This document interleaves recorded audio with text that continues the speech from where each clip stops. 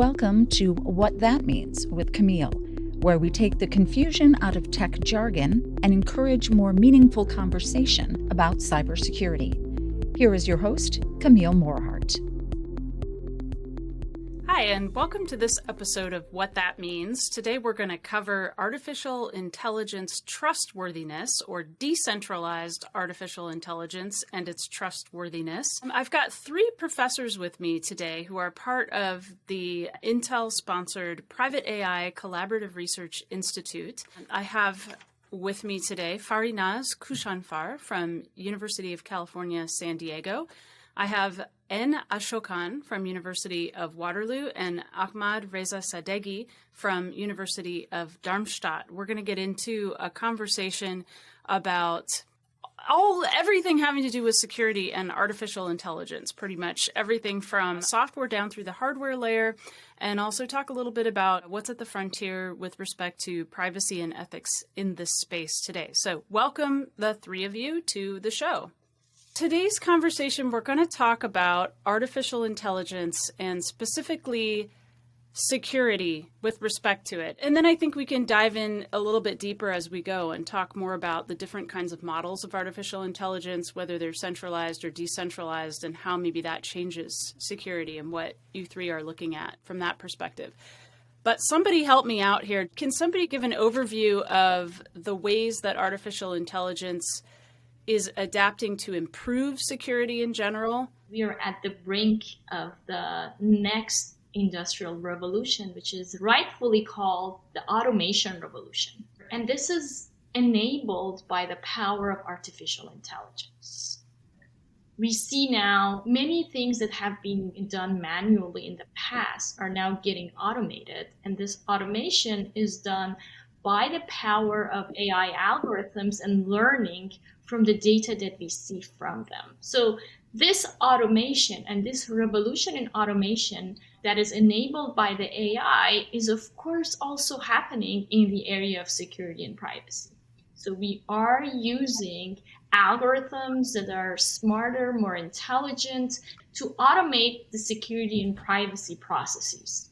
But as we are using these engines, these artificial intelligence is really an engine for automation, there's also another side to it, and that is your engine reliable? Is it secure? Can somebody take out this engine and try to do malicious things to it? Or when you're training your engine to do these automated tasks, can they actually impact it to make wrong decisions? Because now all the decisions are automated. There are still scenarios of human-bot interaction, which is another frontier of artificial intelligence.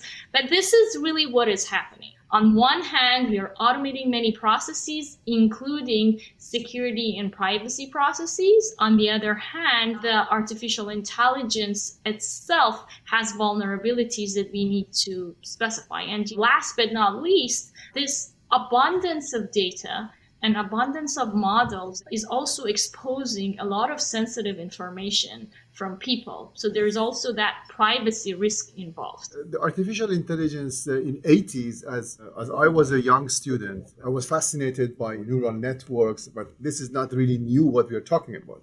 The technology has changed, automation has changed in that sense, because we have the basic technology for it. We have better and more efficient hardware and also software. So there are lots of technological advancement that brings us to another reincarnation of AI and the hype of AI. These so-called artificial intelligence, they are getting integrated into many decision-making processes. And it doesn't mean at all that these decisions are the right ones. There are lots of security holes in these algorithms because they are not made with security in mind, and they can be simply manipulated. And that is where I am very much interested in, usually from a more destructive side, because I believe that AI will be a big danger for something that I call it AI medic, like pandemic. It will be bringing all of us into a crisis, a digital crisis, where the decisions that these neural networks or whatever they are not clear to any human being. We cannot verify it. We cannot really understand it. And Those who want to manipulate it can manipulate it. I'm talking about Wall Street. They are doing it manipulation for many years, but now they have more powerful tools. So looking at it from a destructive side, I would prefer to look into the weaknesses rather than strength. And what defines system security is thinking about how to secure systems in the presence of what we call an adversary, meaning that somebody like a human being who is trying to undermine the system using all the powers of intellect that they have. So I started getting involved with machine learning and security initially purely as an application area, like how can I use machine learning to improve security and privacy? And this is something that has been done for like more than 3 decades. But what's different about how we approach problems is that we don't just apply machine learning to get a faster, better solution, but you also think about what would the bad guy do to undermine our solution. And this is something that machine learning and AI people normally don't do. So I could give an example. Think about like a face recognition system, right? So we want to have a system that will recognize our faces correctly as belonging to ourselves. So an AI expert would say the way you would validate the system is to collect 10 images from my face, 10 images from Ahmad's face, and Farinaz's face, and so on, and then show that my face will always be recognized as me, Farinaz's face will be always recognized as her, and my face will not be accidentally recognized as Ahmad's face. This is where they will declare success. But if Ahmad is trying to break the system, he's not going to oblige us this system by using his face to pretend to be me. So he's going to do things like he's going to wear glasses, or he's going to put makeup on, or wear lipstick or something like that, so that he would look like me. And this is an aspect that hasn't been taken into account in AI-based systems. But AI is everywhere, not only in security, but in human resources, in jurisprudence, in policing. So making mistakes here and designing systems that can be easily circumvented is going to impact us in ways that we haven't imagined before. So that's how we pivoted from not just figuring out how to use AI to improve security and privacy, but studying how to make the AI-based systems more robust and more trustworthy. As a security researcher, we also recognize that the standard security aspects not always apply to AI in general, because we need to get into all these neural networks to understand, because they have, like the human brain, they may have many layers. We cannot really understand sometimes the information that goes from one layer to another layer and again another layer. And because of this, we cannot immediately say, okay, we have standard solutions for that. There is a lot of room for research to apply to AI systems in general. Do we have to actually be able to explain the AI in order to be able to protect it? Or are we able to somehow come up with protection mechanisms still without understanding truly how it's working underneath? The explainability aspect is very important, and it's also a hot topic of research. According to some of the recent studies by some consulting companies, many companies, around 40%, they don't know what is the use of AI for their business, daily business. But more than 90% of all the CEOs of small size, mid-sized, and big companies in Germany, take Germany as use case, they are extremely concerned about the explainability. They want to know what happens if I cannot explain what is happening. So how can I have assurance about the trustworthiness of these algorithms? We are right now in this stage where we apply AI. It works great. We don't quite understand how. And there are companies, big and small, are trying to sell this and make money out of that. But explainability and interpretability are important, like Ahmad said, but I don't think it's even going to be a choice that we can make. I think 10 years down the line, governments are going to require us that we cannot deploy systems without being able to explain, because there are issues like fairness that come into play. So I would imagine that the next iteration of privacy regulation or data protection regulation, like the European GDPR, might include strong aspects of explainability and interpretability. If you can't explain why you are making some decisions that are going to be used in recruitment or deciding who gets parole and so on, then you can't deploy them. I think that will be enforced by policy, and this is not going to be a matter of choice. It's going to be a requirement. So, Farinaz, would you be able to help us understand some of the security perspectives? I know you work with helping to secure at the hardware level, I'll say decentralized artificial intelligence and algorithms. Maybe you can explain kind of what those are and how you're looking at that. I'm really a systems person, so the solutions I have goes all layers of the system. You could think about securing a system, any system, including systems that have AI in them, as securing your house. If you want to secure your house and nobody comes in, what do? You can close all the windows and all the doors and try to just shut down everybody from coming, but that's not practical. The truth is, in securing computer systems, the story is exactly the same. The vulnerabilities are really at the interfaces. And if you have a system where you have these vulnerabilities at the interfaces, then people can attack your system and try to get that secret from the interfaces. I really think hardware also has a role in making things much faster, much more efficient, because right now, to make artificial intelligence more efficient, there is a lot of accelerators out there. A lot of these accelerators actually are not very robust and reliable.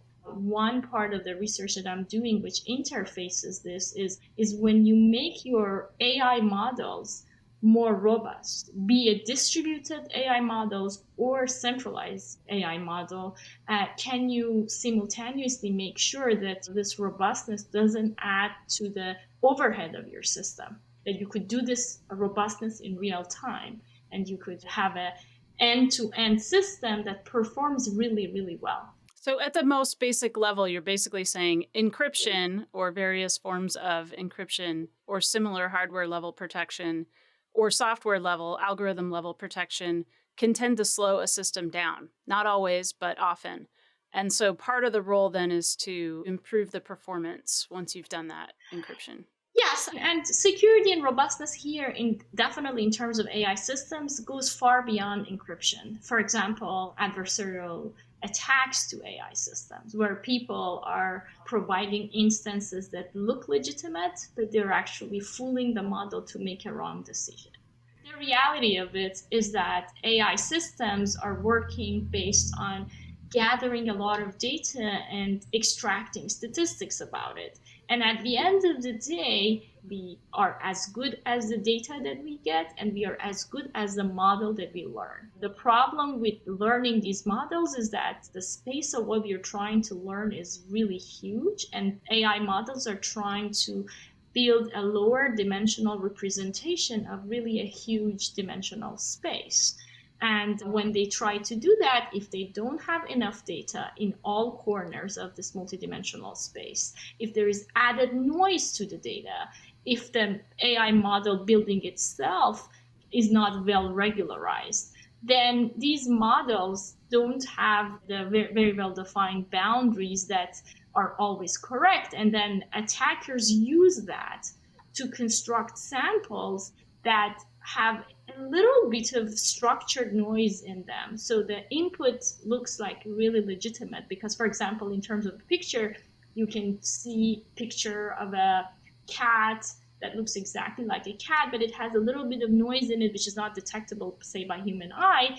Then the AI models, they could classify this as a car. That's kind of a really nefarious attack, because just imagine projects in the auto industry where these algorithms are making real-time decisions as your car is driving. Now, no longer just a cat versus dog versus horse mistake, but it's a dynamic attack on a cyber-physical system like a car that can have really nefarious consequences. And there's a lot of beautiful theory about adversarial attacks, and there's a lot of nice algorithms try to avoid adversarial attack.